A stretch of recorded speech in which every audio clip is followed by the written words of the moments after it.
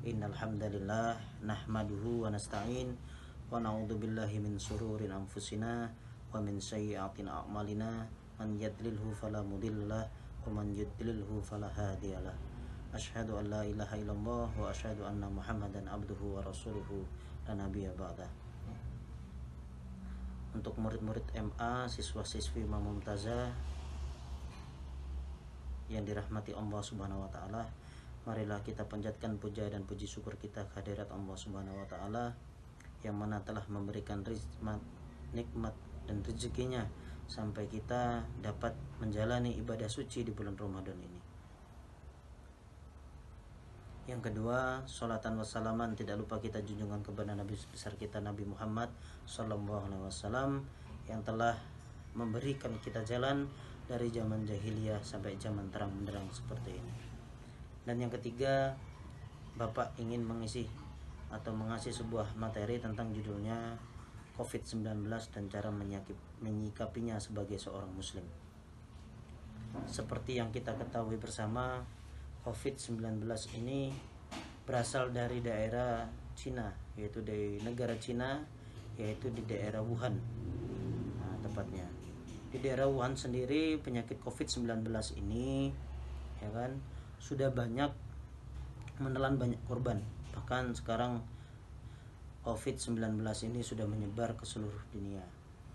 Kita bersama sudah melihat banyak berita di negara Italia, Amerika, Korea, bahkan negara kita sendiri yaitu Indonesia sudah banyak menelan banyak korban seperti itu.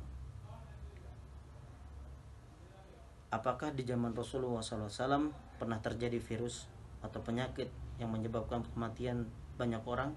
Pernah. Dulu nama penyakitnya adalah Ta'un. Nah, ketika itu Nabi pernah berkata bahwasanya ketika kamu mendengar namanya Ta'un di dalam satu daerah, janganlah kamu berpergian ke daerah tersebut untuk mengatasi penularan namanya virus. Nah, dan apabila kamu berada dalam satu daerah itu, maka kamu jangan sampai keluar dari daerah itu. Jadi tetaplah berada di daerah itu. Nah, sedangkan sekarang virus corona yang ada di Indonesia ini, alhamdulillah sudah ada namanya karantina 14 hari seperti itu. Jadi orang-orang yang dari daerah lain pergi ke daerah lain untuk mudik seperti itu sudah ada karantina 14 hari untuk mensterilkan tubuhnya dari virus-virus yang ada di dalam tubuhnya agar mengantisipasi yaitu penularan virus COVID-19. Kita sebagai seorang muslim, seringkali kita pertama kali kita belajar namanya ilmu fikih, itu kita sudah diajarkan yaitu tentang toharoh.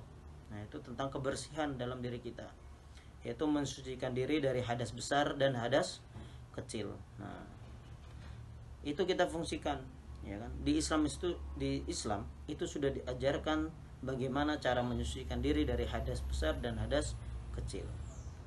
Yang kedua, toleransi. Toleransi dalam beragama ketika kita dalam musim corona seperti ini, ya, manakala kita sebagai seorang muslim, kita harus berbagi bersama seorang muslim yang lainnya, bahkan non muslim juga kita harus tetap berbagi, saling toleransi, saling tolong menolong seperti itu. Seringkali kita melihat berita tentang adanya COVID-19 ini, orang yang meninggal bahkan tidak diterima di daerahnya masing-masing. Apakah seorang muslim ini layak memperlakukan saudara muslimnya yang terkena musibah melakukan hal yang seperti itu? Jawabannya tidak, ya. Karena dokter sendiri itu sudah mengatakan bahwasanya ketika mayat seorang yang telah meninggal karena COVID-19 itu ditutupin plastik, dan plastik itu tahan sangat lama untuk hancurnya. Bahkan setelah hancur sudah bertahun-tahun akan hancur, dan virus itu juga akan tidak bisa berproduksi lagi, bahkan tidak bisa menyebar lagi karena virus itu sudah mati. Seperti itu. Ketiga, tentang putus asa, yaitu Allah telah berfirman dalam ayatnya, walatai asu, janganlah sampai kita menyerah. Kita sebagai seorang muslim apabila menghadapi sebuah ujian, cobaan, bahkan penyakit yang melanda kita tidak boleh cepat menyerah seperti itu. Karena Allah itu telah menciptakan sebuah penyakit dan itu pasti ada obatnya. Salah satunya dengan cara apa?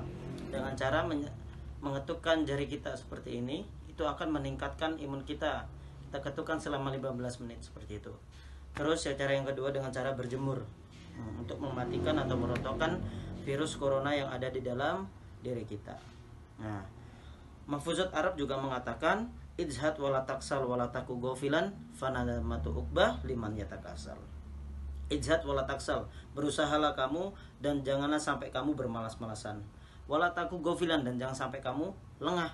Fanadamatu uqbah liman yatakasal, yaitu penyesalan bagi orang-orang yang suka bermalas-malasan. Seperti itu.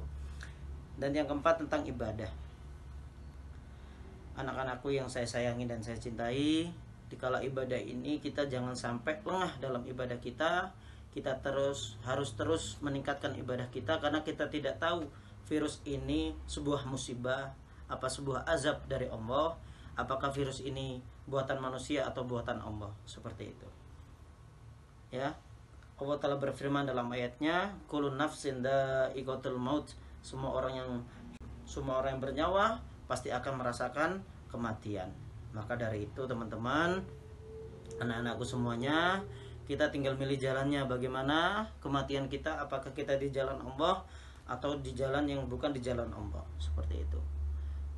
Tentang COVID-19 ini, untuk anak-anakku yang saya sayangi, jangan sampai kita memperlambat atau menyerah dalam hal melakukan aktivitas kita. Terus berkarya, terus tingkatkan cita-cita teman-teman, terus gapai cita-citanya. Jangan sampai kita bermalas-malasan, karena kesuksesan itu teman-teman sendiri yang menentukan. Itu saja dari saya. Billahi fisabilil haq fastabiqul khairat. Wassalamualaikum warahmatullahi wabarakatuh.